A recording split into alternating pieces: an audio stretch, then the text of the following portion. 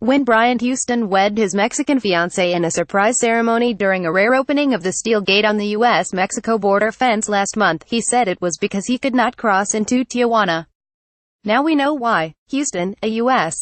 citizen, is awaiting sentencing in San Diego federal court on a drug smuggling conviction, a fact that the Border Patrol says it did not know when it ran a background check on him, clearing him to participate in the cross-border event at Borderfield State Park.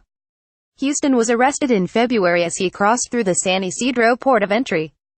Found hidden in his Volkswagen Jetta were 43 pounds of heroin, 47 pounds of methamphetamine and 43 pounds of cocaine, according to the complaint. The agents are upset, feel like they were taken advantage of, feel like they were duped, said Joshua Wilson, vice president and spokesman for the National Border Patrol Council Local 1613.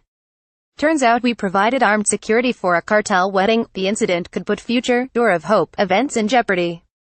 The event is closely monitored and choreographed, with a handful of vetted families on the U.S. side allowed to embrace and greet family members on the Mexican side in 3-minute reunions under the full eye of Border Patrol agents. The encounters are held on a small strip of land owned by the Department of Homeland Security known as Friendship Park. The enormous border gate has opened with fanfare like this 6 times since 2013. The event is organized by the Border Angels nonprofit group, run by Executive Director Enrique Morones. He gives questionnaires to interested families who cannot cross the border legally for whatever reason, and the forms are then provided to the Border Patrol for approval. Border Angels has never done any background checks, as the Border Patrol advised us they will do all background checks and advise us which families have been cleared.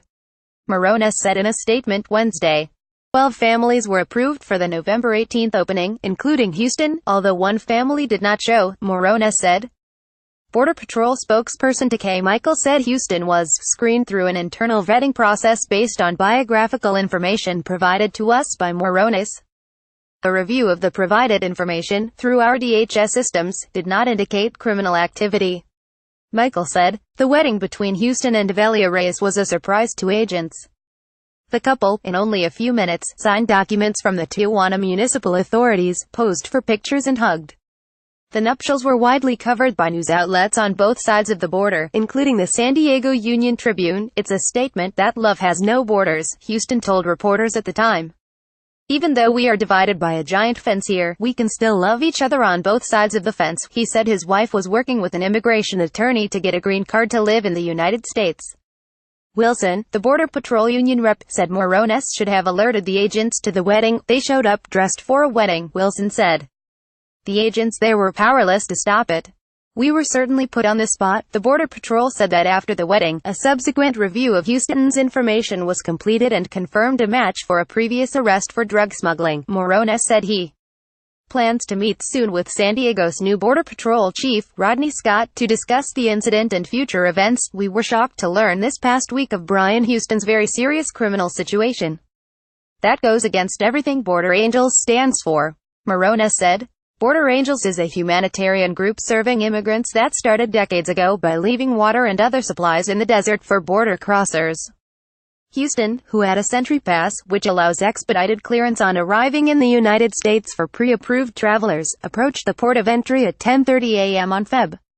28 and said he had nothing to declare, according to the complaint. But the U.S. Customs and Border Protection officer smelled a strong chemical odor while inspecting the trunk and noticed scrapes that suggested the lining of the compartment had been tampered with, the complaint states. Under the lining, several plastic-wrapped packages could be seen, the complaint says. Car was driven through an X-ray machine and several more packages were detected in all 4 doors, rear quarter panels, and the spare tire. There were 67 packages in all. After his arrest, Houston was granted release on $20,000 bond secured by the signatures of his parents and a 15% cash deposit, according to court records. He was also not allowed to enter Mexico and had to surrender his U.S. passport. He pleaded guilty in May to importing the drugs. Sentencing is set for Feb. 23 Caption Davis writes for the San Diego Union-Tribune. Mexico drug trafficking U.S. Mexico border.